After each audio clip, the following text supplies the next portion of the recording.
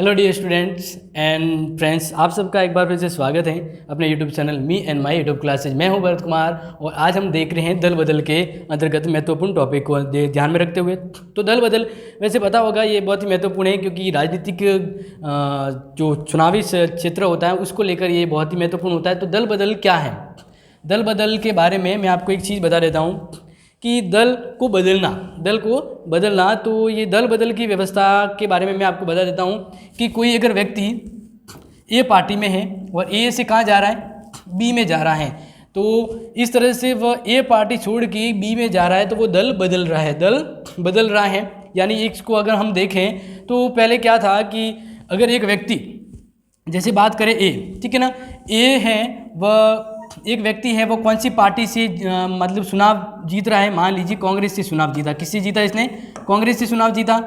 और कांग्रेस से चुनाव जीतने के, कांग्रेस चुनाव चिन्ह था उसके पास, हाथ चुनाव चिन्ह था, उससे ए व्यक्ति जीता। और जीतने के बाद इस ए व्यक्ति ने क्या किया?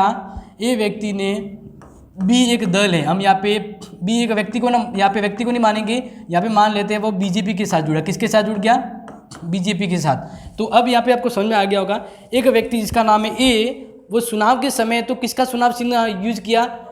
अपने कांग्रेस का, और कांग्रेस के चुनाव चिन्ह में वो जीता। और जीतने के बाद वह कौन सी पार्टी में चला गया? बीजेपी में। तो इस तरह से एक व्यक्ति का अपना चुनाव चिन्ह, अपनी पार्टी को छोड़कर दूसरी पार्टी में जाना, तो ये कहलाता है दल बदल। क्या कहलाता है? दल बदल। अब ये एक इम्पोर्टेंट है, क्योंकि राजनीति में इस तरह से कोई पार्टी अगर बदल देती है तो सरकार गिरने जैसी नौबत आ जाती है। ये कब से शुरू हुआ? सबसे बड़ी बात और इम्पोर्टेंट बात ये आती है कि दल बदल भारतीय राजनीति में कब से शुरुआत हुई, कब से भारतीय राजनीति में दल बदल जैसी समस्या पैदा हो गई। तो आपको बता देता हूँ, दल बदल की जो एक व्यवस्था है वह कोई ज़्यादा मतलब पुरानी भी नहीं है, क्योंकि इसमें कुछ एक चीज़ें हैं जो मैं आपको यहाँ पे बता देता हूँ। तो ध्यान रखिए, दल बदल का प्रारंभ कब से हुआ, ठीक है? दल बदल का प्रारंभ कब से हुआ? तो प्रारंभ के बारे में हम बात करें तो आपको एक चीज़ पता होनी चाहिए कि 1967 से हम एक वाक्या लेते, एक समय लेते हैं। 1967 के समय से ही भारत की राजनीति में काफ़ी परिवर्तन हुआ था, क्योंकि इसके तहत ही राज्यों में गठबंधनीय सरकार बनने लगी थी। तो अब जब 1967 का चुनाव हुआ, तो चुनाव होने के बाद हम बात करें एक राज्य हरियाणा, किसकी बात करें? हरियाणा की। तो हरियाणा के अंदर एक व्यक्ति जो चुनाव जीत गया था, जिसका नाम था गयाराम। क्या नाम था? गयाराम। तो गयाराम जो था वह चुनाव जीत गया। हरियाणा का एक व्यक्ति था गयाराम, जो चुनाव जीत गया। अब जीतने के कुछ समय बाद ये व्यक्ति जीता तब किस में था? जीता तब कांग्रेस के साथ था। किसके साथ था?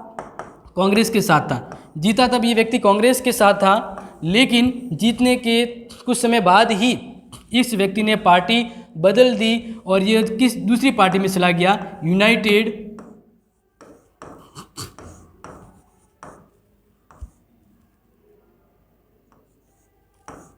फ्रंट। तो इस तरह से गयाराम है, वो हरियाणा के अंतर्गत था, चुनाव जीता। जीतने के बाद इस व्यक्ति ने क्या किया? चुनाव के अंतर्गत जीतने के बाद इस व्यक्ति ने, यानी जिसका नाम है गयाराम, इसने कांग्रेस को छोड़कर किसकी ओर चला गया? यूनाइटेड में चला गया। और यूनाइटेड में जाने के बाद भी वापस कहाँ आया? कांग्रेस के पास आ गया। और इस तरह से ये जो व्यक्ति था गयाराम, तो जब हरियाणा में अपने चंडीगढ़ में एक कॉन्फ्रेंस हो रही थी, कॉन्फ्रेंस के वहाँ के एक कांग्रेस के जो मंत्री थे, ठीक है ना, जिसका नाम था राव सिंह ऐसा करके, तो उस मंत्री ने कहा कि भाई जो गयाराम वो गया था अब है, मतलब जो गयाराम है ना, इसने कहा कि जो गयाराम है वो गया था, लेकिन अब क्या है? ये है हो गया। तो इस तरह से जब इस व्यक्ति ने कहा गयाराम गया था और है, इस तरह से ये वाक्य प्रस्तुत हो गया, आया राम गया राम। मतलब फिर क्या हुआ? जब कांग्रेस से छोड़ के यूनाइटेड फ्रंट में गया था, यूनाइटेड फ्रंट से कुछ समय बाद वापस कांग्रेस में लौटा। कांग्रेस में लौटने के 9 घंटे बाद ही वह वापस कहाँ चला गया? वह वापस यूनाइटेड फ्रंट में चढ़ा। यूनाइटेड फ्रंट जो दल था, उस फ्रंट में ये वापस चला गया। तो इस तरह से इस गया राम गया और वापस आया और वापस गया। तो इस तरह से यह उस समय का महत्वपूर्ण चुटकुला भी बन गया। कौन गया जगह गया राम, कौन आया जगह आया राम। तो गया राम आया राम जैसी कहावतें प्रसिद्ध हुई और इस व्यक्ति की वजह से बाद में धीरे धीरे सभी जो व्यक्ति अपने मतलब के लिए पार्टी बदलने लगे। तो ये बहुत ही महत्वपूर्ण एक राजनीतिक समस्या हो गई। और इस शुरुआत में ये व्यक्ति ने किया था, आपको पता होना चाहिए, गया राम आया राम। गया राम गया था और अब वो आ गया। तो ये चीज़ आपको समझ में आ गई होगी। तो ये कब से शुरू हुआ? भारतीय राजनीति में दल बदलने की प्रक्रिया 1967 थे। तो इस तरह से जब हम मान लेते हैं एक व्यक्ति है जो चुनाव जीत जाता है लेकिन वो पार्टी बदल लेता है, तो जिस पार्टी का बहुमत था अगर उससे वो निकल जाता तो पार्टी गिर जाती है, लोकतंत्र संकट में आ जाता है।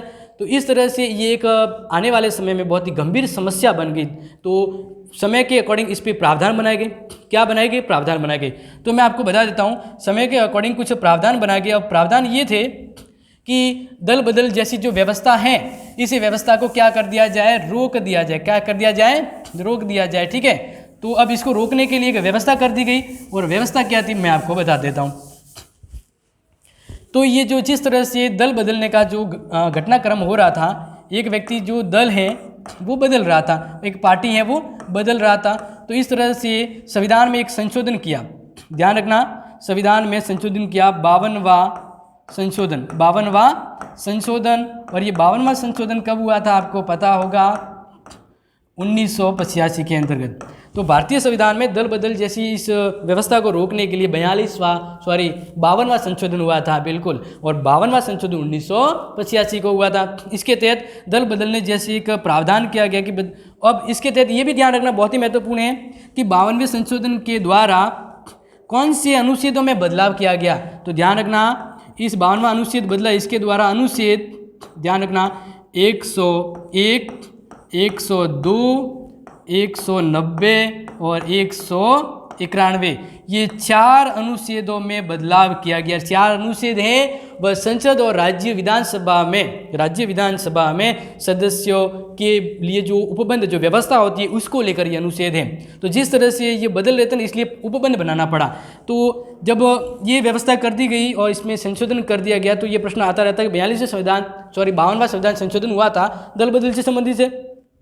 इसके तहत कौन से अनुच्छेद में बदलाव किया गया? 101, 102, 191, 90 और 91 के अंतर्गत। और इसके तहत ही नवी अनुसूची आई थी। 52वें संविधान के संशोधन ही संविधान में एक नवी सूची जोड़ी भी गई थी। नवी अनुसूची आपको ध्यान हो तो वो जोड़ी गई थी।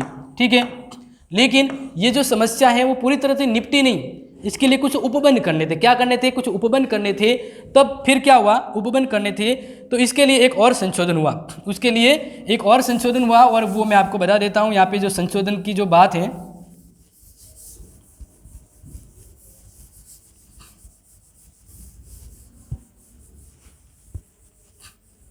तो ध्यान रखना है कि वापस इसको रोकने के लिए, सही तरह से व्यवस्थित करने के लिए ध्यान में रखना 91वां संशोधन हुआ। 91वां संशोधन, ठीक है। ये बहुत ही महत्वपूर्ण है, इसलिए मैंने यहाँ पे इसको बड़े लेटर में लिखा है। और ये हुआ था 2003 में। भारतीय संविधान में 91वां संशोधन हुआ। ये किससे संबंधित है? दल बदल से संबंधित है, बिल्कुल ध्यान रखना। और इसके तहत संविधान में 10वीं अनुसूची जोड़ दी गई। यानी अगर प्रश्न पूछा जा सकता है कि भारतीय संविधान की 10वीं जो अनुसूची है वो किससे संबंधित है? 10वीं अनुसूची है वह दल बदल से संबंधित है। किससे संबंधित है दोस्तों? दल बदल से। ठीक है।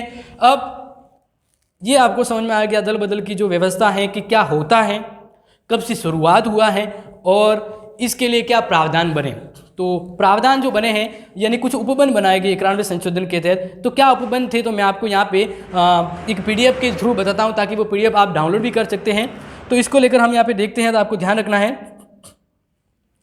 ठीक है। वैसे तो आपको पता है हम कहाँ पे पढ़ रहे हैं, मी एंड माई यूट्यूब क्लास में पढ़ रहे हैं। तो इसका अब इसमें जो अभी मैंने कहा ना 1991 की जब हम बात कर रहे हैं, तो 1991 के अंतर्गत जो 91वां संशोधन हुआ था, इस 91वें संशोधन के द्वारा क्या व्यवस्था की गई। तो व्यवस्था क्या की गई इसको लेकर यहाँ पे है कि अब कोई भी व्यक्ति जो अगर कोई इलीगल पाया गया तो उसे उसकी सदस्यता से बर्खास्त किया जाएगा। यानी यहाँ पे ध्यान रखना है, मैं आपको यहाँ पे बता रहा हूँ, ठीक है ना। वो आप ध्यान रखेंगे कि राजनीतिक दलों के सदस्य के रूप में अगर यदि कोई व्यक्ति स्वेच्छा से सदस्यता छोड़ देता है तब उसे उस दल से निकाला जाएगा या उसे उस दल की मान्यता रद्द की जाएगी या उस व्यक्ति को उसे बर्खास्त किया जाएगा। वो योग्य नहीं है संसद के सदस्य बनने के लिए, ये व्यवस्था की गई। दूसरा यहाँ पे ध्यान रखें, यदि एक व्यक्ति सदन में अपने राजनीतिक दल के निर्देशों के विपरीत मत देता है, जैसे मान लीजिए ये व्यक्ति हैं और वह कांग्रेस का है और ये व्यक्ति कांग्रेस की बातों को नहीं मानता है और कांग्रेस की वोटिंग में वो विपरीत पक्ष को मत देता है, ठीक है ना, या मतदान में अनुपस्थित रहता है राजनीतिक दलों में, वह 15 दिनों के भीतर अगर इसके संदर्भ में माफ़ी नहीं मांगता है तो उसे उस दल से निष्कासित किया जाएगा और उसे संसद की सदस्यता रद्द भी हो सकती है, ठीक है। यानी यहाँ पे ये कहा गया है कि किसी भी व्यक्ति को जो दल बदल रहा है इसको किस कारण अयोग्य माना जा सकता है, ये आप समझ लिए होंगे, ठीक है ना। अगर हम बात करें आगे तो मैं बता देता हूँ नेक्स्ट किस कंडीशन में व्यक्ति को सदन की सदस्यता नहीं मिलेगी।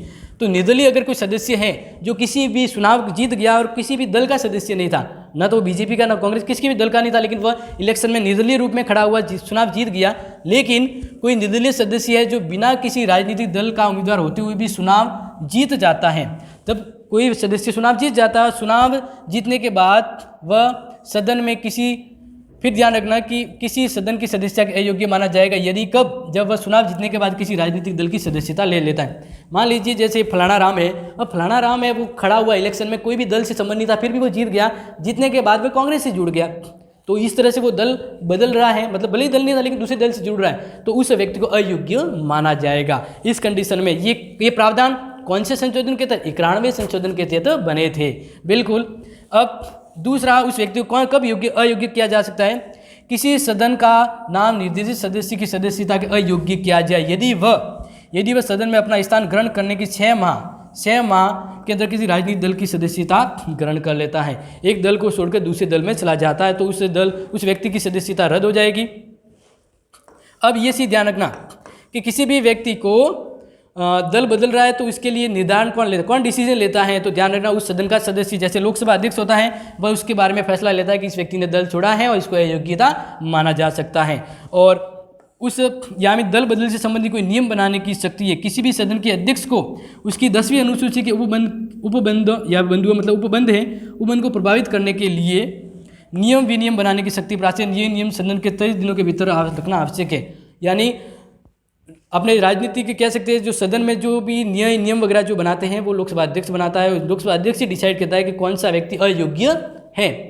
तो इस तरह से आपको ये ध्यान रखना है, बहुत ही इंपॉर्टेंट कुछ चीज़ें थी जो मैंने शॉर्ट में आपको बताई और ये वापस मैंने आपको दिया है कि दल बदल कानून है।